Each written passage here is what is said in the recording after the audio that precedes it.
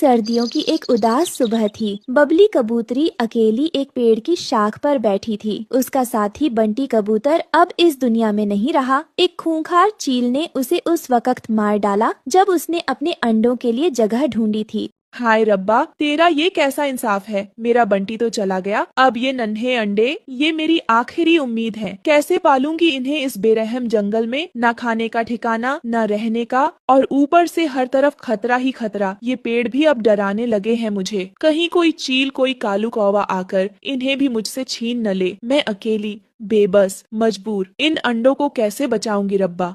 रानो चिड़िया उड़ते हुए पास आती है और उसको हिम्मत देते हुए कहती है, बबली बहन मत रो मेरी जान, तुम अकेली नहीं है, मैं हूँ ना आपके साथ। मैं जानती हूँ तुम क्या महसूस कर रही है। माँ बनना सिर्फ उम्मीद नहीं, जिम्मेदारी भी है, और मैं आपको इस जिम्मेदारी में अकेला नहीं छोड़ सकती। तुम्हारे बच्चे अब सिर्फ तुम्हारे नहीं, मेरे भी हैं। रानो, तुझ जैसी दोस्त अगर हर किसी को मिले तो कोई औरत कभी बेबस न महसूस करे। तू घबराओ नहीं, हम मिलकर इन अंडों की हिफाजत करेंगे। ये जंगल जितना बेरहम लगता है उतना नहीं है। अगर साथ हो तो हर तूफान को भी रोका जा सकता है। उसी जंगल के एक कोने में कालू कौवा और गोरी कौवी एक पेड़ पर बैठे कुछ शैतानी सोच रहे थे। अब सुनो मेरी चालाकी की बात। गौरी, बबली कबूतरी अब बिल्कुल अकेली है। उसका वो बंटी कबूतर तो कब का उड़न छू हो गया इस दुनिया से। और तू जानती है ना, वो अब अंडों के साथ बैठी है, बिल्कुल लाचार और डरी हुई। बस थोड़ा इंतजार करो, जब उसके बच्चे निकलने वाले होंगे ना, हम चुपचाप रात को उसके घोंसले पर धावा बोलेंगे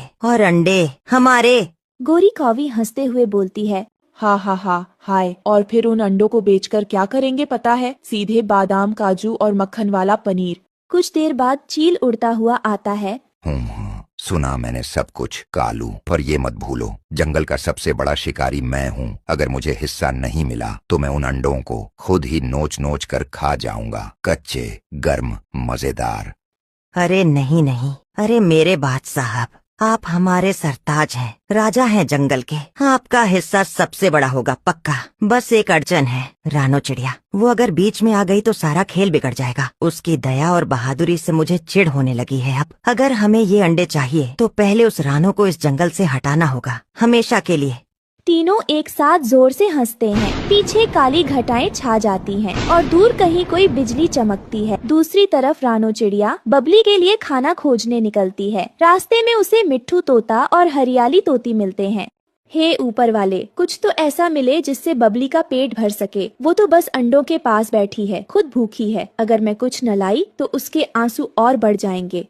अनु बहन, सुनाए बंटी अब नहीं रहा। मुझे अफसोस है, वो नेक और बहादुर कबूतर था। और तुम कैसी हो? मिट्ठू, बंटी की मौत ने जैसे बबली के साथ साथ मेरी भी हिम्मत भी तोड़ दी है, लेकिन मैं रो नहीं सकती। बबली के आंसू देखे नहीं जाते। रानो बहन, ये तुम्हारी कोशिशें देखकर दिल भर आता है। तुमने हमेशा सबकी मदद की है, अब हमारी बारी है। हम दोनों तुम्हारे साथ हैं। हम सिर्फ खाना ही नहीं लाए, एक उपाय भी लाए हैं। उपाय? कैसा उपाय? चलो उसके लिए ऐसा घर बनाते हैं जहाँ कोई कालू, कोई चील न पहुँच सके, जहाँ वो बबली अपने बच्चों के साथ महफूज रह सके। एक ऐसा घर जो इस जंगल की बुराई से दूर हो। चलो उसके लिए घर बनाते हैं जहाँ दुश्मनों की पहुँच न हो। हमें याद है, हमारी नानी बताया करती थी, नदी के उस पार एक जादुई जलपरी रहती है जो जरूरतमंदों को मदद करती है। अगर वो हमें मिल जाए तो शायद वो बबली के लिए कुछ कर दे। तो चलो हम चलेंगे उस परी के पास। जैसे ही तीनों नदी के किनारे पहुँचते हैं, यही कहीं रहती थी वो जलपरी। मेरी नानी कहती थी, जब कोई सच्चे दिल से बुलाता है तो वो जरूर आती है। हे जलपरी, अगर तू कहीं है तो इस जंगल की एक बेबस माँ की पुकार सुन। बबली कबूतरी को तेरी जरूरत है। उसके अंडों को अब सिर्फ तू ही बचा सकती है। पानी में अचानक हल्का नीला प्रकाश फैलता है। उसमें से धीरे धीरे एक परी प्रकट होती है। मैं जानती हूँ तुम्हारा दर्द, रानो। ये लो, ये जादुई नारियल का घर। यह नदी पर तैरेगा और तुम्हारे बच्चों को सुरक्षित रखेगा। आपने तो जैसे आसमान से रहमत बरसाई। शुक्रिया परी माँ। हरियाली और राडो मिलकर बबली को नदी किनारे लाते हैं। परी के दिए नारियल घर में अंदर जाते हैं। ये तो किसी सपने जैसा है। मेरा घर तैरता हुआ, अब मेरे बच्चों को कोई नहीं छू सकता।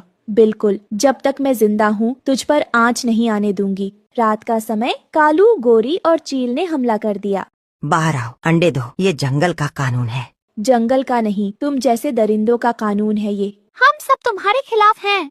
अभी तुमने हमें कम आंका है गोरी। हम हर हाल में इन अंडों की रक्षा करेंगे। मिट्ठू अपनी चोंच में कांटे लेकर उड़ता है और सीधे चील की आंखों पर फेंकता है। ये जल रहा है मेरी आंखें। तीनों बहादुर पक्षियों ने मिलकर शैतानों को भगा दिया। शिकारी चील घायल होकर भाग निकला। कालू और गोरी पकड़ गए और जंगल पंचायत ने उन्हें सजा दी। कुछ हफ्तों बाद बबली के 5 सुंदर बच्चे नारियल के घर में जन्म लेते हैं। पूरा जंगल खुशी से झूम उठा। रानो बहन, तुमने मुझे नया जीवन दिया है। हम औरतें एक दूसरे का सहारा बने तो कोई ताकत हमें नहीं तोड़ सकती। बच्चों के साथ बबली और रानो अब नारियल घर में खुशहाल जीवन जीती हैं। जंगल में हर कोई जान गया कि एकता, बहादुरी और प्यार से बड़ी कोई ताकत नहीं होती। अगर दिल साफ हो और इरादा नेक तो खुदा भी मदद करता है। फिर बबली कबूतरी अपने बच्चों के साथ खुशी खुशी नारियल घर में रहती है।